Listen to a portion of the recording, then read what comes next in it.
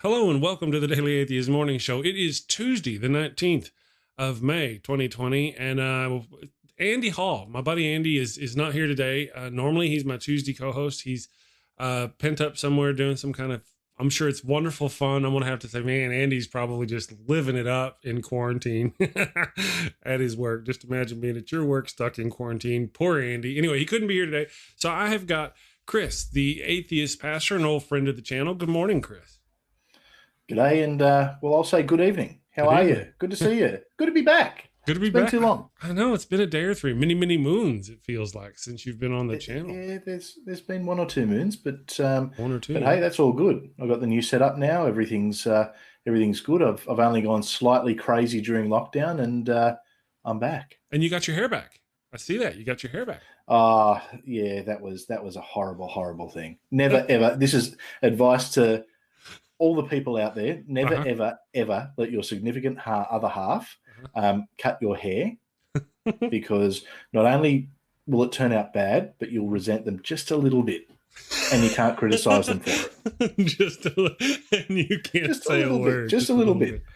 And then when you blame them for it, they slap you and say, no, it's your fault, and you have to agree. So, of course. Life. Yeah. Okay. I have a very similar story. But my significant other recently cut my hair, and, she's not here. I wouldn't have been brave enough to speak. No, she did great. I mean, she did okay. There's a lot of crying and stuff like that, mostly on my part, but no, she did a good job, but good enough for this. I just keep the lights low. You're a beautiful man. I mean, hard to mess up. Yeah, what can you say? I want to say good morning to Kristin, best name ever. She's on digital vacation this week, but she did threaten that she would stop by and say hello during the show. And here she is. Good morning. And Paul Cammish. Good morning, Paul. How are you doing? Nice to see you again this morning. He atheist pastors. Yes. So lots of awesome people. Epileptic Skeptic, God equals the square root of -1 is here this morning. Cindy Plaza, good morning. Cindy Plaza is going to be on our show tomorrow with Marie de la Font. So it's going to be a good show and lots of fun. So hello, everybody. Hope you're having a good week. I'm getting towards the midweek. Now, other Chris. So you changed your channel. Changed the channel. Yeah, slightly. It's still similar content. We still do Friday Night Six Pack, but I probably similar to yourself. You don't call this channel Chris Mallard. You call it the Daily Atheist, because that's what the show is. And most of the content I do, I'll have other people with me. I do some solo content, but probably similar to yourself. I prefer to stream, prefer to have conversations with people. So it just felt a little bit. That didn't feel right, just naming it after, I guess, my pseudonym. Mm-hmm. So when I originally started, I went by the pseudonym, but then I got doxxed, and really now it doesn't matter too much to me. So I thought, well, we were looking for a name, and as it turns out, Hereticals is actually an anagram of my name that Vagrant Sam, of all people, worked out and came up with. So I thought, you know what, that's it. I'm going to go with it. Wow, that's actually a pretty good deal. I would never have thought of that. Hereticals being an anagram. No. I didn't either. I wish I had it. I'd love to claim it, but no, it was all Sam. So Sam, you're a legend. Love you. Thank you, Sam. Paul Cammish threw us down with a cup of coffee. He has a £1.99. I'm learning. Has sent us a super chat of £1.99. Thank you, Paul. With the Australian dollar at the moment, I could probably buy myself 6 coffees, I reckon. I wasn't really sure how that was all going. I remember you did some kind of work that depended on the value of the dollar versus the Australian dollar, and I was wondering how you were faring. Yeah, well, I actually own. Well, I still do own an online comic shop, but the comic book industry's kind of shut down at the moment. It's because everything comes from the US. My costs doubled. It's a little bit tough. But my main business, I do digital marketing for pubs and clubs. Every pub and club in the country shut down. So overnight, my business just kind of went. So I've had to work on some rebranding, some rejigging, and it's kept me busy while I've been locked in a house. Yeah, I had to go back to stripping. I understand. Well, it pays the bills. Does the is Australia about to open back up, or how's that working out for you? Yeah. We're actually, so we've been very fortunate. We locked down very early. I believe we're still under 100 deaths. So we've done very well. And to put it in perspective, we've got a population of 25 million. So basically divide everything by 10 when you compare it to the US. We've got all the schools are going back on Monday, which I can tell you as someone who has had to homeschool a couple of kids is absolutely brilliant for us. We've got restaurants and pubs are starting to reopen, and cafes are starting to reopen. So we're starting to slowly go back to normal. But I mean, in my state last night or yesterday, we had 2 new cases, and they were both people who were in quarantine, and because they'd just come back from overseas. So we're very fortunate. We've completely smashed this thing. We're going to have to keep our borders shut for a while until the rest of the world catches up, but we've pretty much smashed this thing here. That's good. That's all. So with any luck, you'll be ready to go back to work fairly soon. And already back down. Oh yeah. Never stopped. Just had to rejig the business. That's all. Yeah. I mean, just that you'll be getting those calls from those pubs and stuff about how they're ready to go back and need your advertising. Fingers crossed. One of the problems that a lot of them are going to have is because they haven't made any money for the last 3 months. It could be a little bit difficult. I think that the pubs will be one of the last things to reopen. So we're hoping July for them. But it's just we locked down early, we got everything sorted, and we've got a 3-stage plan. We're in stage 1 at the moment and looking forward to stage 2 and stage 3. Of course, responsibly, right? I mean, I'm rooting for you to get out there and get back to your business and your pubs and stuff. Absolutely. Get back to business, but I mean responsibly, of course. Of course. Now, in the pubs kind of situation, I would think that yes, they've been broke for a little while, but once they open those doors, I don't think they're going to be broke for very long. I suspect there's going to be a lot of people. I mean, you Aussies are known for your thirst, your thirst for life. Yes. Australians do like to have the occasional alcoholic beverage every once in a while, I guess you could say. Normally about that big by that wide and down in one go. But look, it's the day that the pubs reopen and they reopen properly is going to be the hangover the next morning for half the country. If anyone was ever going to invade us, the morning after is the time to do it, because any nation can march down the street with their tanks and their guns. We surrender. We're just going back to bed. Just leave us alone for half a day. Some Advil. It's going to be big, but the way we've got it set up here is so as part of our stages. So with the first stage, there are some bars that are open if they serve food, but they're limited to 10 people at a time. So for the bigger establishments, obviously they're not even bothering to open yet. Right. The word is that it will probably then go to 20 and then to 50 and then to 100. So it's just going to be that gradual process. We just need to make sure that the last thing we want to do is reopen everything and then have a cluster breakout, and then all of a sudden we're back in lockdown. We want to make sure if we reopen, we reopen. No lockdowns. Right. Now, do you have this phenomena that we seem to have here of religious institutions and people fighting the lockdown or fighting any procedures to protect, insisting on gathering? You haven't had those conversations? No. I don't compliment them very often, but the Australian Christian lobby, which I guess they're like the political arm of the churches, they actually came out and supported the lockdown, and including the churches moving to an online platform, and just said this is what we need to do for the moment, and then through a stack of Bible verses and all the usual pray for everyone's. But the churches have been very well behaved here. It's our Prime Minister. He's pretty much every Prime Minister we've had is religious, but he's genuinely religious, and he's the one who basically just said, no, there's no churches. We need to do this. We're all in it together, and everyone's just gotten on board. It's just been it's been a bit of a Team Australia effort.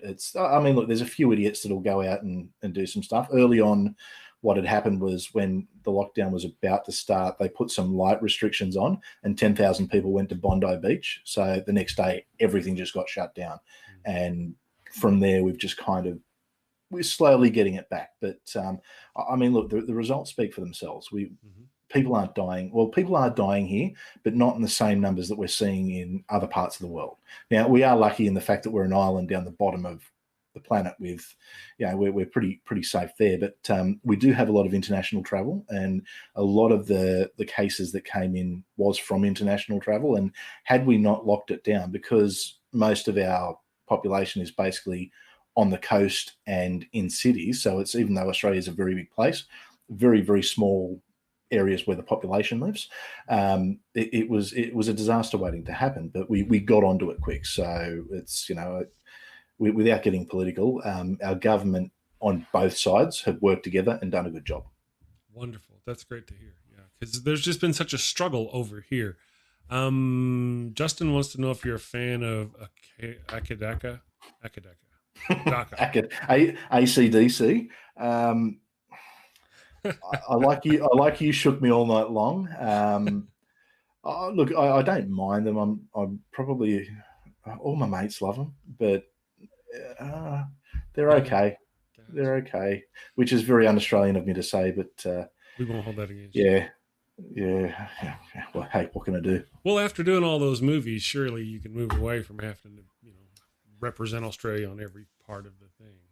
Well, that's it. Being Russell Crowe, my favourite band is 30 Odd Foot of Grunt, of course. So I won't tell nobody. But back to the whole thing here. Over here in the States, we've kind of had quite a bit of pushback from the I want to say the religious groups, the right-wing groups, the conservative. I mean, it's a hoax. Was it a hoax? Then people are dying, or not enough people are dying. Is it real? Is it not real? I mean, I remember in the very beginning, I was like, okay, there's another cult coming out. What happened? Look, I didn't know the severity. Seriously, America. I say this all the time because I love America. I mean, you guys are cool. I mean, you got cool sports. I've taken up barbecuing and. While this has all been going on, and it's all American style. My favorite bar is an American sports bar. I love America, but you guys are just kidding yourselves when it comes to some of this stuff. It just baffles me that so many. What was it in Michigan where all the people went and stormed the governor's office with guns? I mean, I know. If that's an outbreak waiting to happen, I mean, you get a stack of people who aren't taking the virus seriously, gathering together in close proximity. Yelling, so there's stuff going through the air everywhere. I mean, it's baffling, and the whole. And look, I guess it comes down to there's different rights and things in the US, and the freedom to assemble, but some of those rights, yes, you've got the rights, but they need to be used responsibly. Yeah, and if you're not using them responsibly, you don't deserve to have them, frankly, which is going to upset a lot of people. But it's look, in Australia. Guess what? We're reopening everything. We've got sport kicking off in a week's time. So we've got our rugby league is kicking off. It's going to be the only international contact sport being played in the world. And it's because we just all pulled our heads in. We all got in it together, and we just knuckled down and did it. It was hard, and let me tell you, it's been really hard. But we just got the cooties. Yeah, see, there we go. There's the first case. But as a country, we've just done it, and it's something that I think we should be very proud of as a nation, and hopefully, we can set the example for places like the US, where you are having these problems. I think the biggest issue is though it's just the religious right. Is a problem in the US, and I say this as someone who I'm very openly a conservative centre-right leaning politically, but the religious right and the way that they act in the US is just it's nutty. They're nutbags. They're crazy. Truth. Yeah. Okay. I have some viewpoints, or I have some opinions on this whole they're protesting with their guns, right? I've spoken to several of these people. You remember a few years back, you may not know because you're in Australia. A few years back, we had the people on the left were really protesting in the street for college funds or for, I don't remember exactly what it was. It was equality. There was young people, and they were really doing lots of it. In fact, there were several different movements, reasons why they were doing it. Kids were walking out of high schools and all kinds of stuff here. And I remember people on the right going, why they got to do all that, and complaining about all their stuff. And they, if they were in the street here, I'd run them over if they just try to block me in the street. I heard that from people that I care about and trust. I heard that from somebody on the right. And, whenever it's an issue on the left that is worth drawing people out into the streets, it's young people. We're out with our sons and well, all people, but and they're out with their sons and they're protesting. I like how you included yourself in the young people there. That was well, yes, I had to bring everybody in because it tends to not be just young people. But I mean, we get them out there and it's mostly passive. Of course, you got your Antifa group. That's not what I'm talking about. I'm talking about your normal right wing. And then left wing protesters, the ones who storm the Capitol on our side. Sometimes they'll yell out things during a like the feminist, or what's the group, the Pussy Power Pink people. They would disrupt political hearings and stuff like that. Those are the kind of things we do. And we hear about the people on the right complaining about those people. And whenever it comes to something like these people on the right can't get their hair cut for a month, they're down there marching out with their guns. Why do they always got to bring out their guns? Every time, it's a threat to the right, they're down there with their guns like they're going to take over the country. Yeah, look, it's what you got to remember is, look, both sides, when the left protests, the right will complain. When the right protests, the left will complain.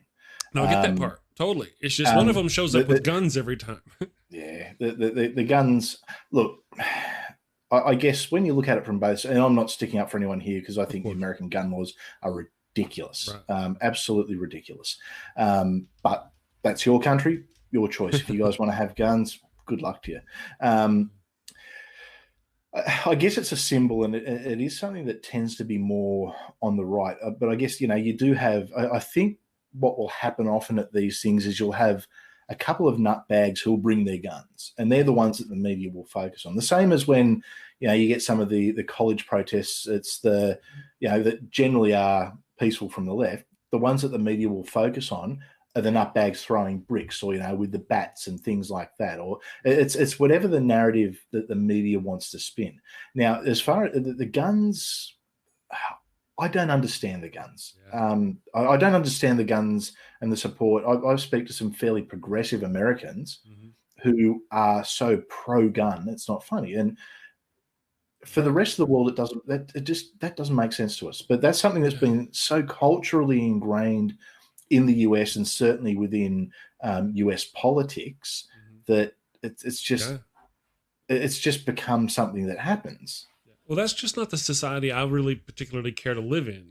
Just the one where you need guns. A gun is no. If I never saw a gun again, I'd be okay. I mean, we've talked about purchasing one. Yeah, and we've threatened to come to Australia. You could actually see my happy ass landing on your shores someday. Good day, mate. I'd be walking around. Good day, mate. Good day, mate. Good day, mate. All over the place. Good day, mate. If you're going to do that, I'm going to have to make sure that we extend the lockdown and the quarantine for people coming into the country. I can't have you. I can't have you coming and doing that and people knowing that I know you. It could be bad. I've got a reputation to maintain here. I got you. I could see my picture at the at the airport. Taser this man on site. Yeah, do not admit. if he says good day, mate. yeah, I can see that happening. No, we get American tourists. It's funny. We'll get it. We do, because we actually get, especially in Sydney, we'll get a lot of American tourists come to the harbour, and it's funny when they try and do the "g'day, mate," and it's just like, oh, don't just say hi. It's okay. We're good. Yeah. Well, it's the other way around. Occasionally you'll get people over here going, howdy, how are you? But howdy, y'all. Yeah, howdy, y'all. And as long as that's all they say, they do just fine. Get them in common conversation. Hand me the ketchup. Hand me the ketchup. It's just kind of, I enjoy it. Funny. But then again, Kristin told me not to accent shame, so that's what she told me. So but I do anyway. I can't help it anyway. What can we say? Okay, here's the thing. See, Paul is English. He was a member of the English Army, and he says he loves his guns. Don't touch his guns. See, that's the whole deal, though. I assume or presume Paul is qualified. I've seen Paul's photographs on his thing. He's got ex-military. He's done this. He's done this. He's always seen, I don't know. It's just like here, anybody and their dog gets a gun. You want a gun? If I don't want a gun, here's a gun. Take a gun. Take one for your cat. You know what I mean? Everybody's got a gun. We get shootings in school, and the solution is not to get rid of guns. The solution is to give everybody guns. There's this meme that goes around the internet that says, one kid hit another kid with a rock at school. The deal is all the kids should get rocks. That way, if one kid throws a rock, they can all, it's just kind of, but over there, the rules are a little different about who gets a gun. And, so I'm sure Paul probably had to go through some sort of vetting, qualifying backgrounds, all these kind of things. There's more to it. And I'm not against guns personally, so much.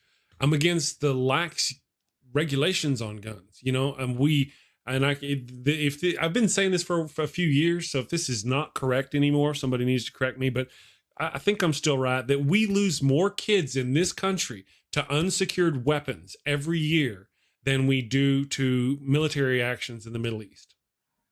Obviously we don't have kids in military actions in the Middle East, but I mean soldiers in military actions in the Middle East. And that says something about us. Sure, these people might be qualified, he's 18, he can shave, give him a gun. That doesn't mean, he took a test to know how to shoot the gun and clean the gun. But does he secure the gun? And what punishments does this person have if they don't secure the gun and somebody gets hurt? I don't think we have enough. And it's always an innocent victim. It's just a kid who picks it up. Yep. Look, we don't have that problem here. I guess our attitude is if you need a gun, you need to have a pretty good reason. Obviously if you're in a rural area and, you've got wild pigs or kangaroos or pests that come in, foxes. Okay, cool. You need a gun. And that's no problem. But after we had the Port Arthur massacre here back in 95, the Prime Minister basically overnight guns got banned, or semi-automatic and automatic weapons got banned. Wait a second. Now, I might need an AK-47 in case a wild fox comes up and starts chasing my dog. Oh, of course. And you'll need it right in the middle of the city as well, I'm sure. That's what I'm saying. Or at least, so if not that, then at least one of those really big sniper rifles with a big, that way you can shoot through 3 or 4 houses and still kill the fox. Yeah. So it's basically overnight. Right. Overnight, it happened, and people went and handed their guns back in. We had an amnesty, so if you had a gun you weren't meant to have, it's okay. Just come and bring it back. No questions asked, and people did. And you know what? That was 25 years ago, and that was the last mass shooting we had. Yeah, absolutely. Great example to be set. But I do get. I'm not one of those people who is absolutely for. Rocket launchers for guns or for foxes, because that makes sense. Foxes can be quite heavily armored. I'm just saying. Well, that way you take out the foxhole as well. See, you might even get 2 or 3 of them. The neighbor, in case the neighbor's been a bitch. You never know. I don't know. Maybe just go straight for the nuke. Yeah. Well, personally, in my opinion, a shotgun and like a 9mm pistol are really all a person needs for home defense. That's kind of my thinking. You don't need the AK-47. You don't need to be able to shoot 2 miles away with a gun. There's just certain things you don't need. There are professionals who need those kind of things or use those kind of things. I don't know. It's just such a tough call. It wouldn't be so bad if we secured them. It wouldn't be so bad if they didn't go and fetishize them so much. It's not so bad whenever somebody like Paul, who's got experience with them and takes care of them and all this other stuff, they're vetted and taken care of. But here, somebody here who has a history of this kind of thing and this kind of thing and all kinds of ugliness can still get all these same kind of weapons, and it's baffling. It is really baffling. And then of course we have all these school shootings. Not necessarily the owner of the gun does the school shooting. Who did the school shooting? The one, I can't remember the name or the place, but one of them was done by the son. It was the owner's son got the guns and did all the killing, so. Yep. It's always, unfortunately, it's a cultural, I get it's a cultural thing in the US. Mm-hmm. I don't understand it, but look, I'm not American. I haven't grown up with it. So maybe if I grew up in America and grew up with guns, I might have a different opinion. But I didn't, and I don't. I mean, I've shot them a few times when I was younger, occasionally, but there's just nowhere in my civilized life now where I need such a thing. You know, No. I just don't like you said. I could see somebody living out in rural areas who armadillos, you know, wild armadillos. You wouldn't want to get attacked or run down by a pack of wild armadillos. See, we've got the wombat here. That's even worse. Yeah. You know, I mean, they might scratch you a little bit and give you what's the plague? That plague that the armadillo, that they get the cootie. What kind of cootie is it? Oh, don't tell me. Oh, you get it from armadillos. Ugh. I don't. No idea on that one. Leprosy. Yeah, leprosy. Oh, there you go. I never knew that came from armadillos. That's what I've heard. I don't know. I might be spreading armadillo hate. Could be unwarranted. There'll be a lot of downvotes and dislikes on this, and from the armadillo support groups. Yeah, you got to watch them. You got to watch them. They'll come in and. That's right. No, all fun. Andy from Laughing in Disbelief, our quarantined co-host, who's not here today, is actually in the chat. Made it to the chat. He said gun ownership, excellent, like everything else in the U.S., is now tied to belonging in a particular tribe. You know, that's not inaccurate. There, you know. Oh no, look, it's certainly, and I only say this because I study politics, but certainly it's more linked to the American right than the American left. But there's still a lot of people on the American left who are very staunch. I mean, very pro-gun. Very true. You know, people who are very, very progressive in their day-to-day life, who they surprise me, they shock me. But yeah, it is very tribal. And you see it's very similar to religion when it comes to politics. And you'll see that people will do mental gymnastics to always have, you know, their view and their side being the right one, similar to what people do with religion. And that comes down to the fact that we are a tribal species, we're a social species, and we need to, you know, we need to have that sense of community. Well, you know, which is a strange way the brain works. I would think the people, just to be perhaps my view, and I could be wrong, but the people on the left here who think there are, so I've always got this shtick. I go on about if you're a responsible individual who can take the classes, who will do well with the guns and lock them up and be that kind of, you know, whenever you think of a responsible gun owner, who do you think of? Well, there's a group on both sides that are actually those people who are responsible gun owners and who enjoy guns. True enough. I can't say that's not true. But on one side, you have a group of people who fetishizes violence. You know, they fetishize the whole notion of the gun giving them power. Yes, right-wing nutbags, I'm talking at you, the people who storm, you know, subways with your guns because somehow you're brave. You know what I mean? These kind of things. And you just don't see things like that from people on the left, even if they do enjoy their guns. It's just a whole different thing. I used to have a friend. I still have him. I guess he'd probably... That could be a perspective, though. It could be. Yeah, but you know, I got this friend. His name, I'm not gonna say his name. He's down in Texas. He was a friend of mine when I worked down in the oil field. He was a really good guy. I enjoyed his company a lot. We'd talk a lot. He was really big into guns, and he used to talk about how someday when the Obamites came over the hill, he was going to be ready for them. And you know, you start talking about things like that, and that's just kind of the thing that they fetishized. He fetishized and would talk about it rather often. You know, and I'm like, dude, really, Obamites? They're going to come take your gun away? Really? I mean, but that was his whole deal. So now Obama's out. I don't know who, it's been so long. I don't know who he fetishizes coming over the hill so he can gun down. But you know, that's kind of the whole. It's always the government. It's always that government.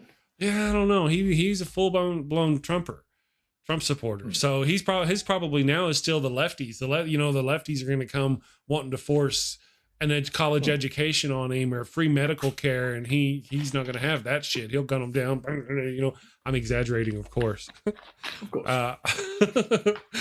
But that's essentially who he was talking about before.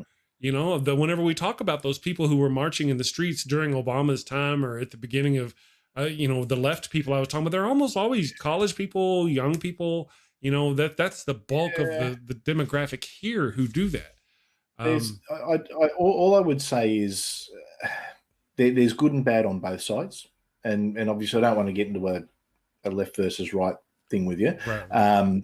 But there's most people, whether they're on the left or the right, are generally pretty decent, pretty sensible, just have a different view on, economics or, social issues, or even it could just be people get raised in a certain, it's like being raised in a religion. They get raised on a certain side. But on both sides, on the extremes, you've just got these lunatics. And unfortunately, they're the ones that get the attention. And the people on the left will get outraged at the right-wing lunatics that they see. And in, I guess, they take the viewpoint in a lot of cases that that's representative of the entire group on the right, and vice versa. On the right, they'll see, the extreme left, like, your Antifas and things like that. And I had conversations with people who think every left-wing protester is basically a card-carrying member of Antifa who's going to, take to them with baseball bats. And it's just like, no, it's people want to see that extreme view because it's such an us versus them. And you want to see the worst in the other side. It's similar to, I guess, say if we were watching a football game, and we'll talk your football, American football, and your team's playing my team, and there's a contentious call that goes the way of your team, I'm going to shout and scream that those refs were wrong, or the umpires. They got it wrong. They're wrong. And I'll do it with all the conviction in the world.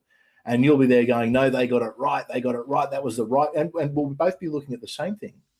But because it's a tribal thing. It's because we want our tribe, and we're you get the blinkers on and you're blind to my tribe is right, and the other guys, they're just evil and bad, and your team's always cheating. Look what your team's doing. He's been doing that all night, it all night. Our team are holier than thou. And it's a similar thing with politics. There really is that.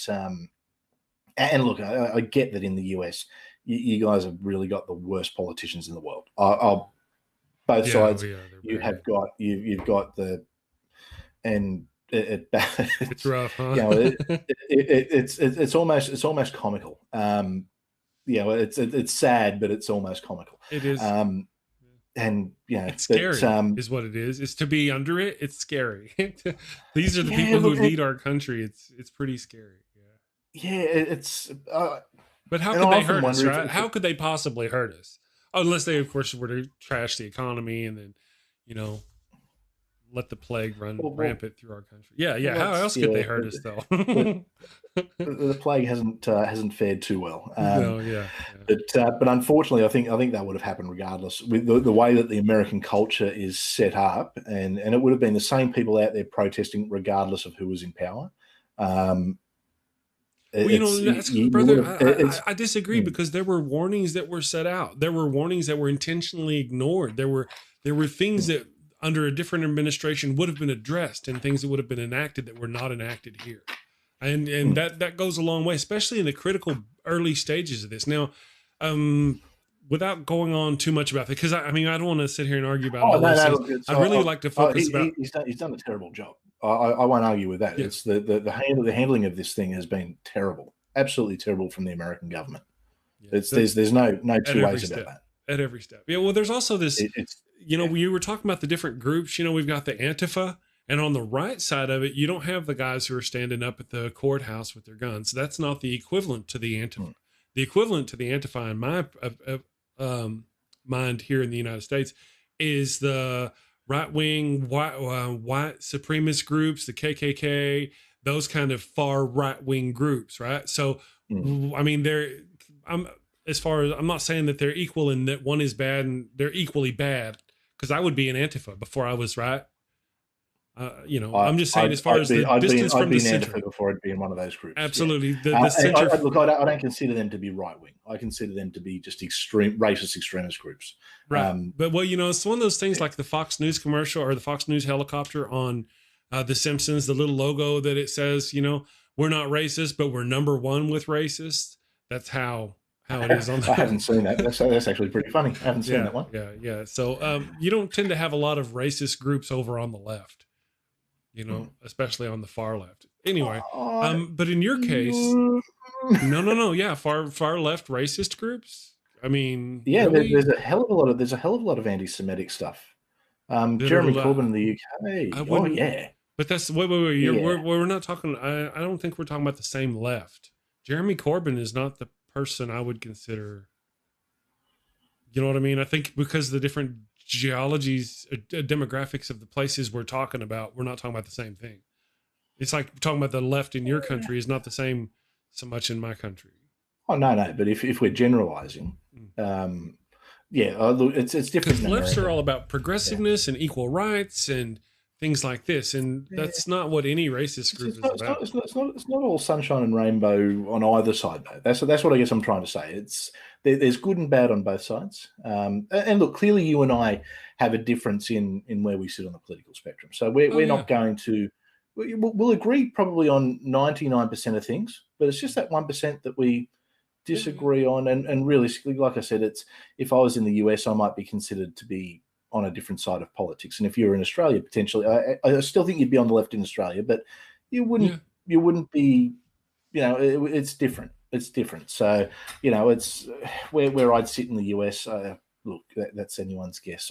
Certainly on social issues, I'm progressive. Right. All I'm saying is I would be surprised if you found me a left-leaning group in the U.S. by our standards of left-leaning, and they were a racist group. That's all I'm saying. Anybody who's anti-Semitic would be on the right-wing hate group area in my mind. But I could, there's a lot of crazy people in this world on the left and right. There's a lot on both sides. There's plenty of crazy to be out here. I'm sure there's. All right, so let's move on from politics. I don't know how we trimmed into politics. We should not. We should. We always do. We should know better, though. We should know better. We should get a taser. Somebody in the audience should taser us over the every time we talk. Just said it again. Yeah. Real quick, what I want to know is about your channel. So, can you tell me did you delete all your old videos? No, they're all there. Oh, okay. Maybe it's just because whenever I went over, I see some of them, and then other pages I see it says you only have 6. But so you've changed, and I do understand the change. Whenever we were talking about that earlier, that's exactly the same reason. That is exactly why I went with the Daily Atheist instead of doing my Chris. Yeah. Exactly, and I've got that other channel over there that I can do stuff with anytime I want. Yeah. When I originally started, it was because I hadn't seen, I guess, an Australian voice out there, and an Australian atheist voice, and because of my involvement in politics, I didn't necessarily want to come out under my own name because it's, it's interesting being a conservative and an atheist. You don't always get a lot of love sometimes, but and that's not me talking politics. So I came out as atheist pastor, and that was the pseudonym that I went under, and that's just what I called the channel. But it's it's moved on from, originally it was just me wanting to get my voice out there and have a chat, and it's sort of moved on to something a bit different now, where it's become more of a community place. And I guess my focus has always been to, I guess, have a safe space that people can come have a conversation. Like we do Friday Night Six Pack, for instance, and the whole theory behind that is, let's talk about something reasonably serious, but let's do it with while we're having a couple of drinks and a bit of a laugh and a bit of social at the same time. But since we've had a few other things that have popped up recently. So my best mate, love him to death, Bobby Mack. Mm-hmm. He's got some wacky ideas on a few things, and he came out as a flat earther. And for me, that was quite a shock, because he's not religious, but he's right into conspiracies. So what I've actually got is a conspiracy series where him and Jay from Nevermore Tavern, who Jay's known for debunking and looking at the origins and core of conspiracies, they get together and just have a chat about a different conspiracy. He looks at it from the point of view of the conspiracy theorist. Jay looks at it from the point of view of the conspiracy debunker, and it's weird, but it works, if that makes sense. It's just, it works. So there's been some really cool conversations. We had, is the Earth flat so far, and was the moon landing fake? Tomorrow evening, so just before Daily Atheist, only goes for an hour, so you'll actually have a half-hour break in between when ours finishes and Daily Atheist starts. But it's tomorrow. They're looking at the New World Order, and is there some nefarious, underlying plot to control our lives? So it's really it's quite interesting. But that was part of because I wanted to have stuff like that on the channel, and I didn't necessarily want to be doing it myself because I'm not a conspiracy debunker.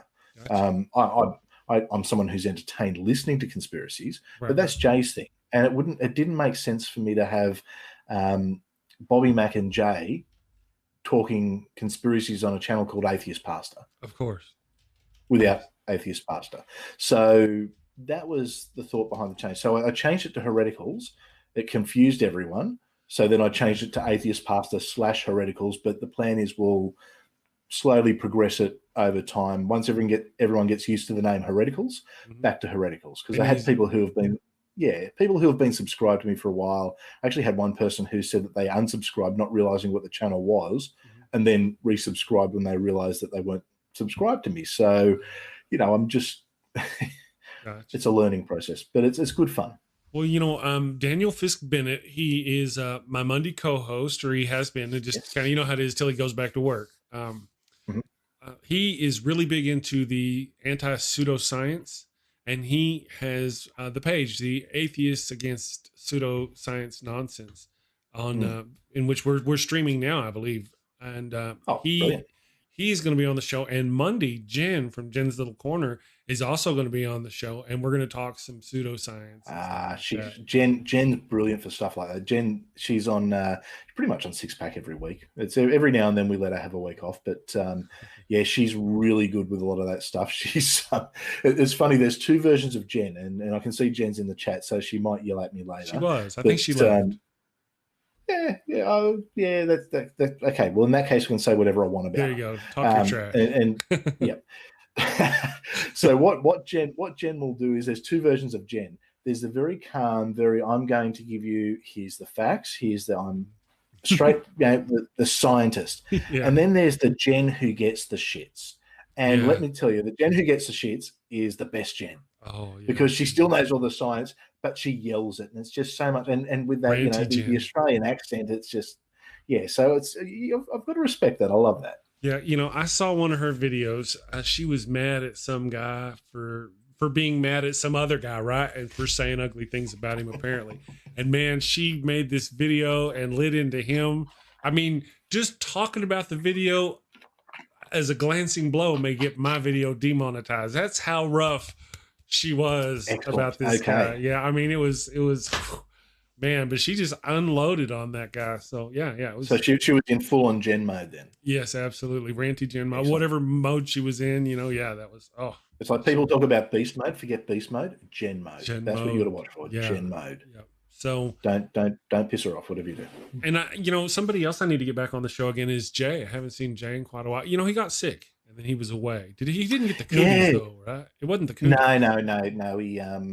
He had a couple of weeks where he was unwell actually, and I guess we're all a little bit worried about him. But no, it was just normal sickness, and now he's back, and I think he's pulling some ridiculous hours at work. But I still manage to drag him in every now and then for a show, which is always good. But I'd say hit him up. You probably get him at the moment. Oh yeah, he's cool. I'll have to. I want to real quick say hi to some people. We've got some new people in the chat. Dead Polar Bear, hello. How are you? And then we've got some Facebook people watching. Love to have some Facebook. I added a whole bunch of groups to Facebook. Thank you for welcoming us to your pager group. Thank you for having us. And then Mama Atheist is here. Good morning, Mama Atheist. Hey, Amanda. She's here. She your American wife. And then Gary Priestley's here. Gary, Amiga Nuts, and hey, there's Jay. We were just talking about Jay. Speak of the devil. And you know what happens? If you say his name 3 times, he's like Beetlejuice. He appears. That's what you have to do. If you want Jay to show up, well, you've seen the Jesus memes going around at the moment, surely, haven't you? Oh yeah, the Jesus. That's right. Oh yes. For those who haven't seen it, he took a selfie of himself, and there was this light shining behind because he's got the long hair and the beard. Mm-hmm. The way the light is in this thing, it's like Jesus. So Jesus has become a bit of a thing, and Jesus has turned into a bit of a meme. We get a new meme every day from him. So if you're not following Jay on Twitter, at Nevermore Tavern, make sure you do, because it is some funny stuff. Absolutely, yeah. Jay's a lot of fun. He also does he still do the brothers? Jay, do you still do the cousins? I'm sorry, cousins. the Hammer cousins, because they were a lot of fun. He hasn't for a while, I don't think. No. I No, actually we need to get it back. I'd love to have one of his Hammer cousins be a call in, on this show. That would just be wonderful. Absolutely. I know, right? Just have them, if he could talk them into calling in. I don't know. They're shy. I understand they're shy. Just say his name 3 times. Yeah, Jay will appear in creepy fashion, but but I'm in a Hammer. We don't want Jay. You see those possessed movies where they're sitting over there and they're like, I'm not talking to the demon, I'm talking to the creature within the demon. That's how it is. I'm not talking to Jay, I'm talking to Hammer. Let Hammer out, Jay. Demon, be gone. You just got to exercise Jay out of Jay. Jay, I speak to you now. Be gone. Be gone. In the name of Jesus. In Jesus, that's right. And I got my healing anointing oil. We made of bacon. It's actually bacon oil. So yeah, maybe we ought to work that way. Best name ever is again praising Jesus in the thing. So thank you all. So if you're a new Facebook watcher, you're watching on Facebook and you don't know what's going on, I'm sorry, I don't either. It's okay. We'll be okay. You picked the wrong one. You got the crazy Aussie bloke who doesn't shut up. So sorry about that. Oh yeah. That's one of the things that I really enjoyed about, and see, we haven't had you on the show, is that whenever Chris the Atheist Pastor was on the show, and I had another guest, I could just go away and I could do other stuff and watch the show, and he would take over and just ask him all these wonderful questions. He would do that thing. What's that thing called? Interviewing. Research. You did the research, and you would actually ask pertinent, relevant questions.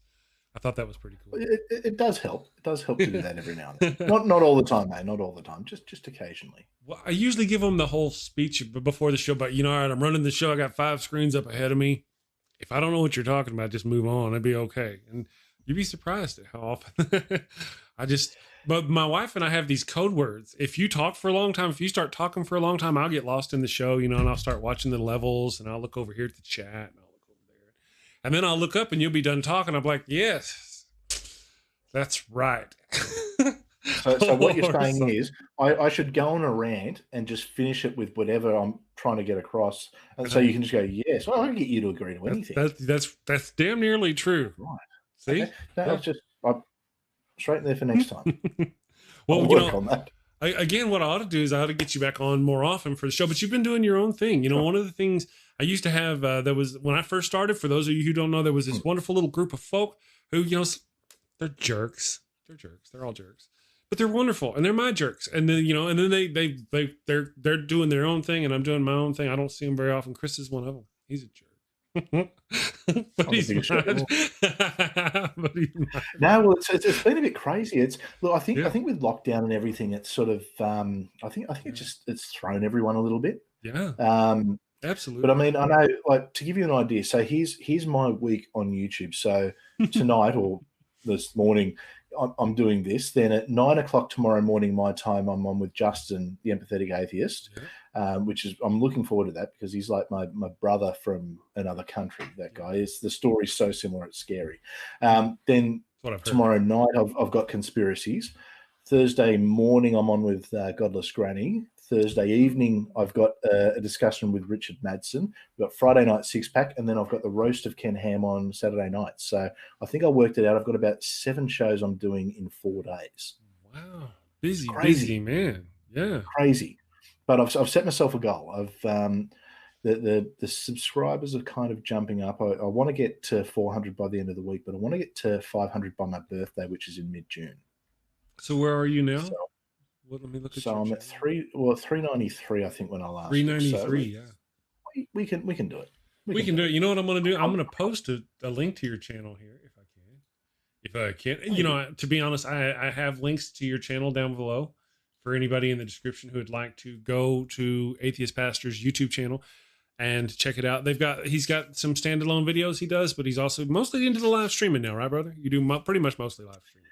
Look, most of it is. The reason I had to was because my old computer died, and I only had this laptop, and I just couldn't do any video editing. But I've got a nice new computer now, and it runs really fast, does a lot of wonderful things. So there is going to be a lot more edited stuff and a lot more standalone stuff coming out. I'm actually working on working on a video that, I don't know, it might give me a little bit of hate from some people, but then you're doing it right. It's going to be an interesting one that I'm working on at the moment, but we'll see how that comes out. But I did an interesting video, and this isn't me getting back into a political discussion, but it's relevant to politics. I put out a video that was called "Why I Won't Be Voting for Joe Biden," because I kept getting everyone sending me these messages about why I should vote for Biden, and I don't think people realize that I'm not American. Yeah. So I thought, so I put out a 4-minute video, and then, with a catchy clickbaity headline. Man, some of the messages and the video is quite literally me. I've been getting all these messages, but I've decided, I won't be voting for Joe Biden. Here's why: because I'm Australian, I can't. So stop sending me messages. But it was probably one of the most fun things that I put out. But I think I had a video I uploaded, an interview I did with Aaron Ra, and I think that's had quite a lot of views actually. So it's what I'm finding is when I put out actual videos, they're getting a lot of people watching them. So that's, I guess, that probably tells me I should do more of that. Yeah.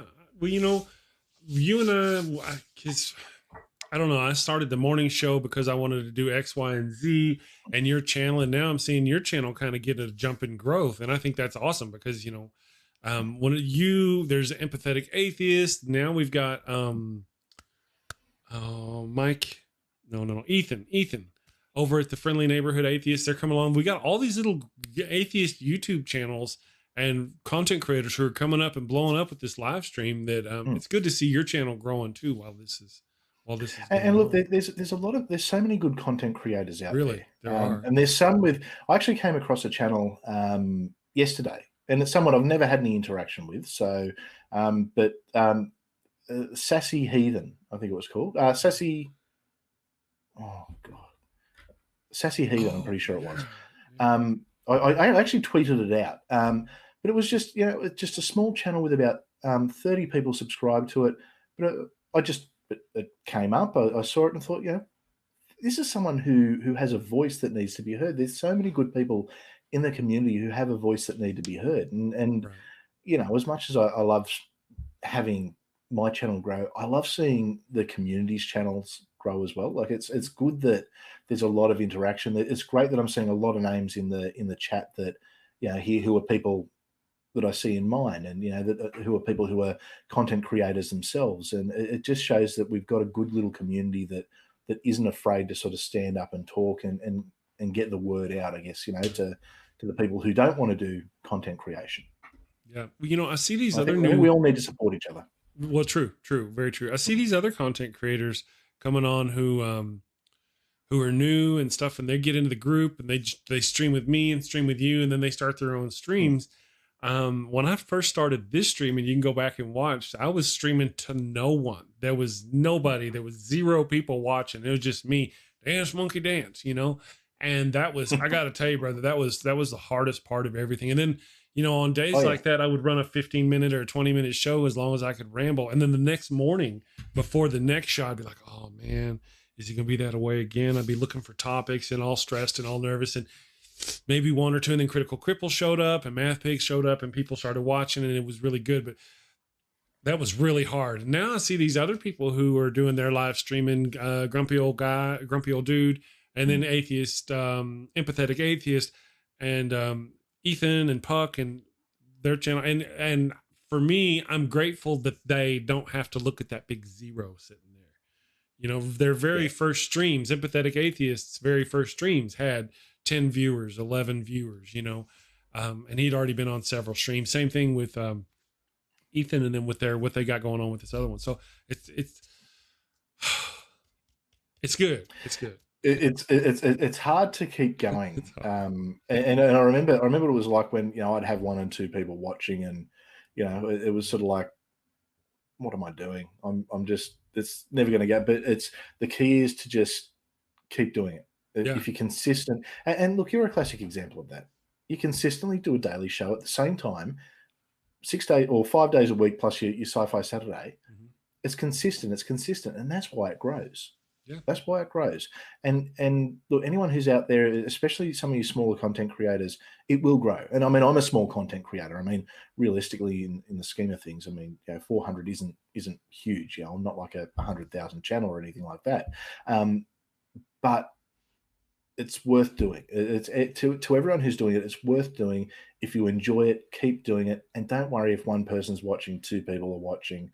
But the stream that I saw from Sassy Heathen, she mentioned, she said, "Oh, I've got two people watching." And I thought, you know what? I remember those days. I really do remember those days. Mm-hmm. But her content was good enough that I think that as it keeps going, I think she'll be fine. I think she'll be someone to watch in the community. She'll probably be someone that in a few months' time might have a few hundred subscribers if she keeps going. But it can be very demoralizing when you're doing a stream and there's no one watching, or you've just got one or two, and you're sort of thinking, well, hang on, is that just my mum, or is that just one of my friends watching in the background? Because we are getting, and because the religious especially, they've got a lot of voices out there. Do. So we need we need a good variety of voices in the community to really not push, because we're not trying to convert people, but we really need to sort of, I guess it's more for the people who are out there who need to hear an atheist voice, who need to, or a secular voice or an agnostic voice or whatever voice it is. But it's there are people out there who need to hear it. So and I do see a lot of people in the chat who are content creators, and just keep going. Everyone keep going, because as a community, we're doing pretty good. Yeah, that is one of the things. Whenever I got with the people, I cannot thank these people enough. Even though I don't know, I haven't spoken to several of them in a long time. MathPig, I haven't spoken to MathPig, and I cannot tell you how long. I may have said hi to him in a chat, at MathPig, howdy. Other than that, I haven't spoken to this guy forever, but I always have to give him props, because he was one of those first ones there. He may hate my guts now. I don't know. I ain't talked to him to find out, but he was one of those first ones there who helped lift me up. Whenever I got a little wind under my wings, and he saw that I was okay, he went back to doing his own thing. And I really appreciate the fact that him, Critical Cripple, Atheist Pastor, it was Atheist getting on your show. Getting you to come on my show was one of those first things in the very little bit. You can go back and watch my videos. We had a lot of fun. Absolutely. And it saved me. You guys saved me. Jen's little quarter. I think you get a few people, and what I've noticed in the community that they do, and look, for me, it was just it's purely been a time zone thing. It's purely been I get to a certain point, and especially with because we've been in lockdown, I'm the school teacher for my kids at the moment, so I've got to be up early, and I've got to be doing this. Plus, I'm just completely RS at the end of the day. But I think there's a lot of people. What they do is they'll jump onto the newer channels, help and push them, and then kind of move on to other smaller channels and sort of do the same. There's people who are in the community who, and Dave Critical Cripple, I guess, he's someone who I see him in a lot of smaller. I think I've discovered this new little channel, and there's Dave in the chat giving a hand. Right. So this guy's everywhere. I guess it's different people. I think that's what happens. And look, sometimes you get people who they like the idea. I know that, and not that I'm at the numbers that you're at, but there's people who my show, they used to like it when there'd be 10 people watching, but now there's a few more. I think it feels different to them, or because I guess I've changed my style a bit. It doesn't necessarily suit them, and look, that's going to happen. Unfortunately, you can't please everyone. But I mean, hey, you're doing something right, clearly. So, well, I had one person who was there in the beginning tell me whenever I changed to this new fiery thing, with the new flames and the new style of my scene. He left a post stating that he didn't like moving backgrounds and thought I should change back, and I haven't seen him since. No offense to him, I didn't. For one, I can't sit there and change everything I do based on what people comments leave. Otherwise, you know what I mean. But I felt I was going in the right direction. I had enough good positive comments and positive feedback about the direction of the show that I felt it was worth it to keep it. I was hoping he'd come back. And ultimately, ultimately it's your channel, and it's a reflection of your personality and what you want to get out there and what you feel's best. And I think people have got to remember that at the end of the day, if you make a change to your channel, well, that you can do that. It's your channel. If you choose to have people on or not have people on, that's up to you. It's because it's your channel. And as much as it's there and it's for the community and it's, it's a morning show, it's reflective of your personality. If I were to do a morning show, my morning show would be very different to yours. It's not to say either of us are doing it right or doing it wrong. It's just because mine would reflect my view, who I am, my personality, and yours does the same thing. Absolutely. And obviously yours is working better and your personality is better because you got double my subscribers. So no. There's that. I would not actually say that. I think, to be honest, it's a matter more of first of all, you were in hiding for a while, so you couldn't really. Now that you've doxed yourself, your channel's beginning to grow, but you couldn't really get out there because you were in. So that's one reason for you. That was a really interesting thing. I thought it would have the opposite effect to what I thought, that really? When I doxed myself, I thought I thought that was the end of it. I thought that'll be me done. Thank you, Gary. Gary's awesome. He thinks I'm charming. Well, he was talking about me. With the truth, can you? The amazing Super Chris. Sorry, that's other Chris. not best Chris. Not best Chris. Best Chris. That's right, best Chris. I've been calling you other Chris. No.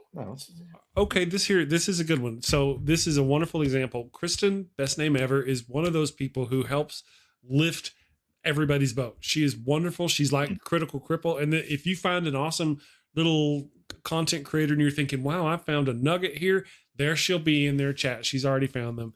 She is awesome. She helps. She has been fantastic. I've gotten Seth Andrews has been on my show because of her. Arn Ra has been on my show because of all the biggies. Eric Murphy and V. LaBianca, both on my show because of her. She has. Matter of fact, I may get Eric back on the show this week, and because of Paul Cammish, kind of pushed me into him together and get me back on the show. And Paul's like, do I get a producer credit? I was like, you know what? That's what I ought to do for Kristin at least. Now, Paul, of course, if I appreciate him doing that, but Kristin absolutely should at the very least get a producer credit because this girl works it for the amazing Super Chris. She's always out there. She's brilliant. Peddling my nutbaggery. She's just amazing. And then what I like is she gets involved in the conversation in the chat too. She does. She's active in it. She's not just sitting there. And it's fine if people want to sit there passive. That's cool. But I love that Kristin is very much involved. Yeah. And always brings an interesting viewpoint. And you'll be talking about something and she's seen it. She's it's great. Like she's so entrenched in the community. So a big props to you, Kristin. I can hear her blush. She's blushing. If you read in the chat, she's blushing. Every time we talk about her, she does get a little awkward, but we love you. Thank you very much for all your help. And again, especially those in the beginning, for fellow content creators out there who are looking to start and grow a show, getting these people on your side is just the best way to go. They've been so helpful for me. Kristin, I don't see Dave very often. Dave may be streaming now he's got his own bag after the quarantine and he got stuck at home. He started doing his own thing. But Dave was one of those ones who I will always appreciate and always have to give him the gratitude because he saved me. In the beginning, I would look up and be ready and I'd be all nervous and watching that little clock tick, tick, tick down to the start of the show. And there was a woof.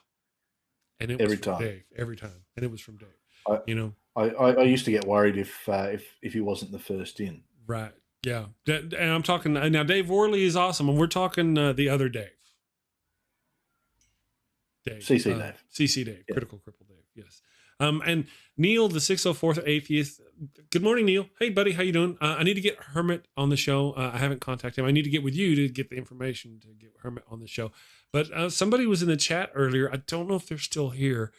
Who had a very interesting tale about coming out from a Catholic church. They were never a believer, but actually had to go through some Catholic education. Oh, yeah, I saw them at the start. Yeah. Yeah. So I can't remember the name.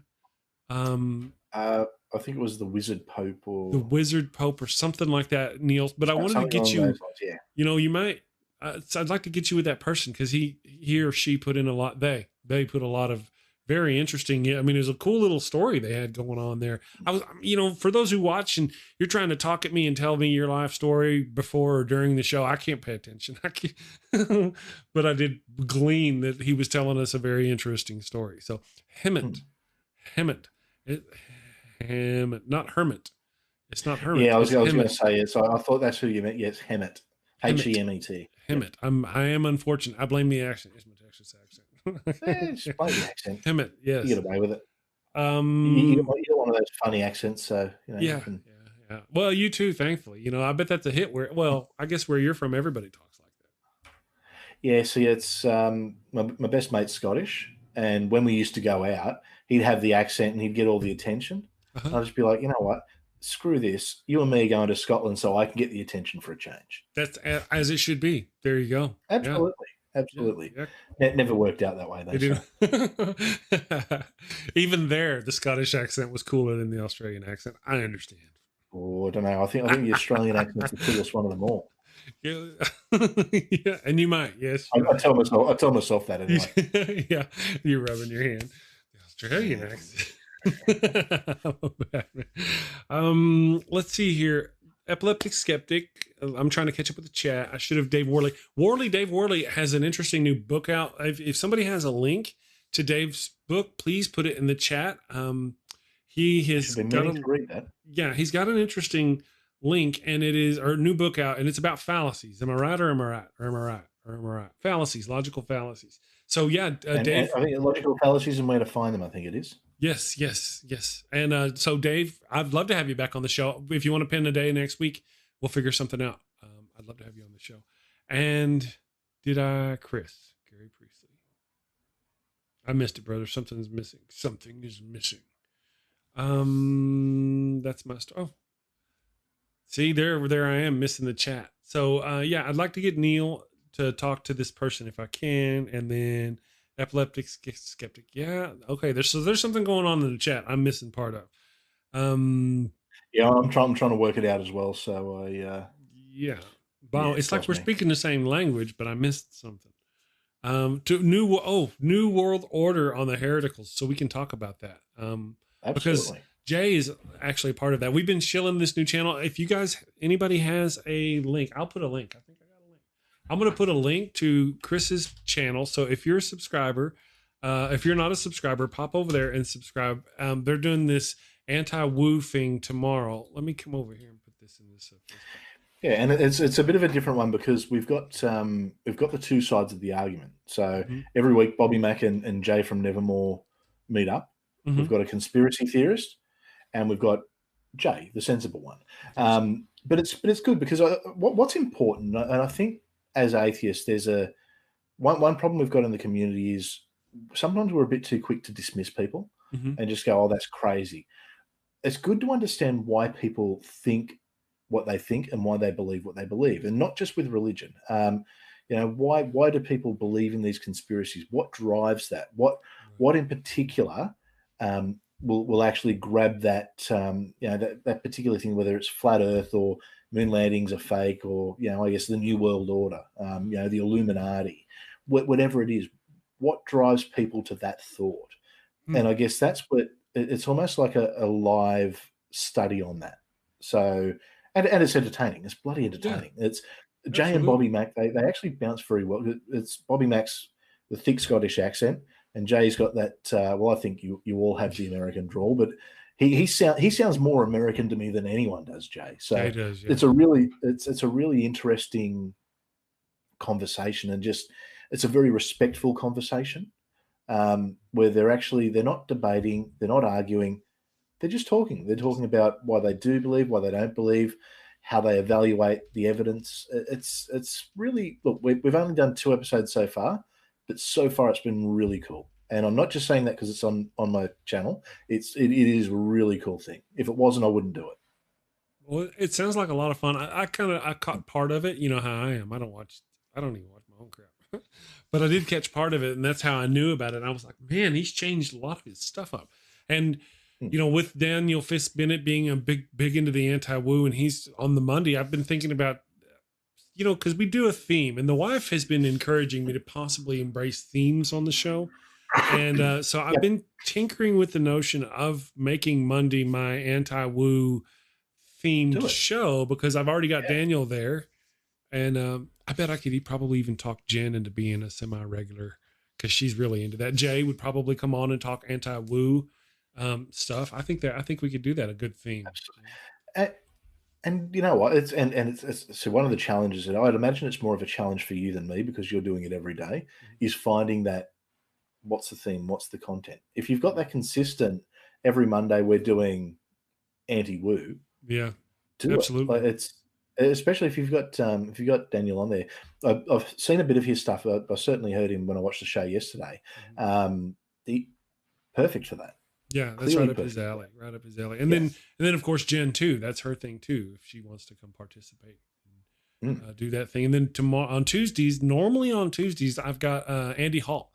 He joins me. Matter of fact, Andy has got a fantastic comedian. I forgot the gentleman's name. I'm sorry, Andy, for forgetting the guy's name. If you're listening still and want to drop a link, please do.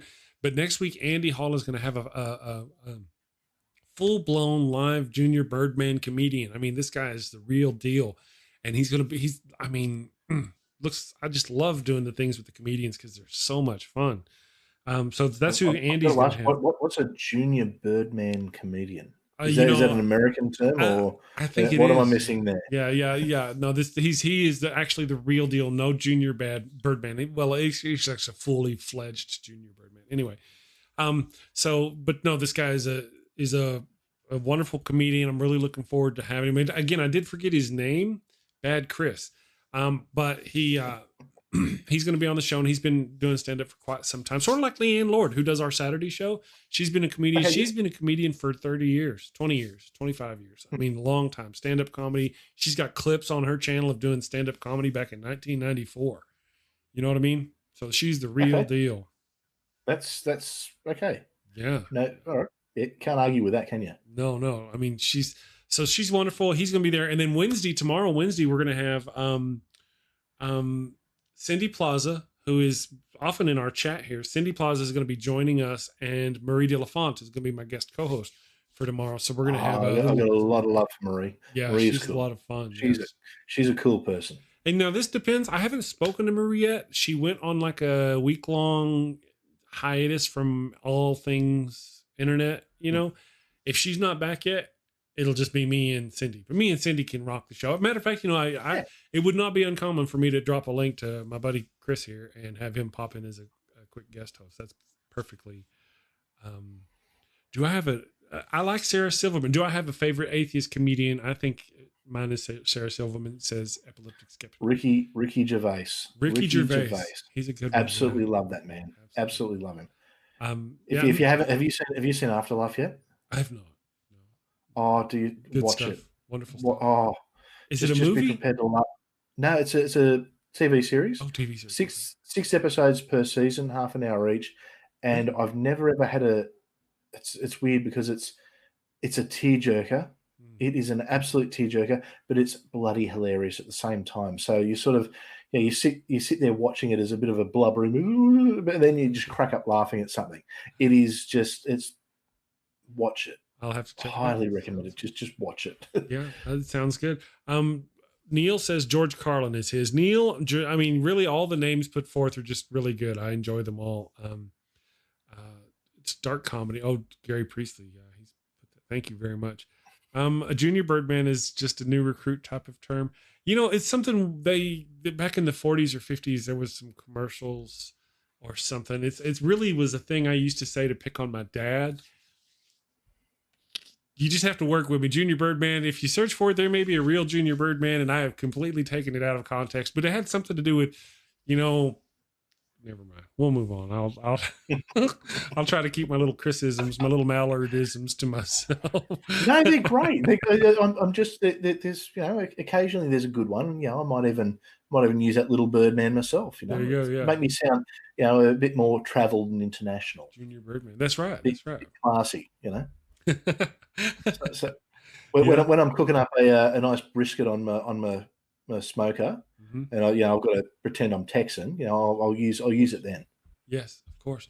That's wonderful opportunities.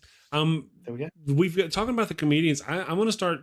Well, I've been working with some of the comedians. I may work with Miss Leanne Lord and help her get a channel up and streaming and stuff going on, possibly if she's down for that sort of thing. We're also streaming live again on several Facebook pages and groups. I was just talking to the atheist group of Lubbock, Texas, just before the show. They are asking for some help getting stuff and streaming and are willing to let me stream my show. So actually I'm getting my little Daily Atheist Morning Show syndicated into right now. Right now we're almost a dozen different Facebook pages and groups. I did some checking. I can stream into hundreds of Facebook pages and groups. And as I continue to get people, so that's where we're going. Remember, Atheist Pastor, you and I talked about something similar to this back when I first started. The part of the evil plan of doom and despair. Well, I found a way, and here we go. Back in the olden days. Back in the olden days. Someday when I grow up, 3 months ago. Yeah. When I get hair on my chest, I want to stream to everybody. That's it. Take over the world. My evil plan of doom and despair. Yeah. So that's kind of fun. So David Worley, I want to get you on the show, brother. Again. So I want to get you back on the show to talk about your book. Sorry, I got distracted. Chris, I'm going to go ahead and wrap it up, brother. I want to thank you for showing up today and sitting in for Andy. And now what we can do, since Andy wasn't here, we can pick on Andy. Absolutely. Since he's not here. I only came here to pick on Andy. Yes. That's why I came. Yeah. So because right. So now Ethan wants to know how I'm doing to think at the place for the stuff. Well, it's magic. But I'll tell you about it later. Let me just check out, make sure I wrapped everything else up. Thank you everybody else for being with us today. And thank you for Facebook folks for showing up as we expand to Facebook. We're all learning, and thank you again, Chris. We are off to save the world, and I will see you tomorrow. Take care. See you then.